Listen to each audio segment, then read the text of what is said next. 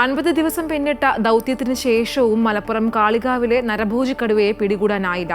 പലവട്ടം കടുവയെ ദൗത്യ സംഘങ്ങളുടെയും നാട്ടുകാരും നേരിൽ കണ്ടെങ്കിലും കടുവ രക്ഷപ്പെടുകയായിരുന്നു. നാട്ടുകാരെ ഭീതിയിലാഴ്ത്തിയ കടുവയെ വെടിവെച്ച് കൊല്ലണമെന്നാണ് നാട്ടുകാരുടെ ആവശ്യം. അങ്ങനെ പ്രതിഷേധവും ശക്തമാവുകയാണ്.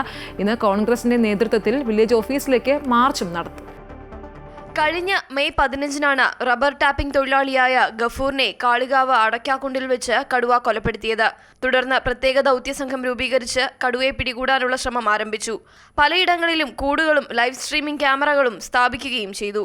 60-അംഗ RRT സംഘം 4 ഗ്രൂപ്പുകളായി തിരിഞ്ഞ് കാളികാവിലെ വനമേഖലകളിലും എസ്റ്റേറ്റുകളിലും വ്യാപക പരിശോധന നടത്തി. ഇതിനിടയിൽ പലയിടങ്ങളിലും തൊഴിലാളികൾ കടുവയെ നേരിൽ കണ്ടു.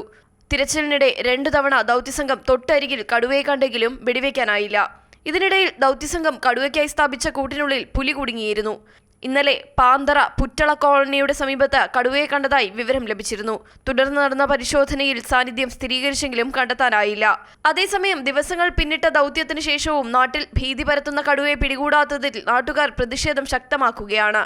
കടുവാഭീതിയിൽ ജോലിക്ക് പോകാനാകാതെ വന്നതോടെ പല തൊഴിലാളികളുടെയും ജീവിതം വഴിമുട്ടിയ അവസ്ഥയിലാണ്. കടുവയെ വെടിവെച്ച് കൊല്ലണമെന്നാവശ്യപ്പെട്ട് കോൺഗ്രസ് കാളികാവ് വില്ലേജ് ഓഫീസിലേക്ക് മാർച്ച് നടത്തും. അമൃത ന്യൂസ്, മലപ്പുറം.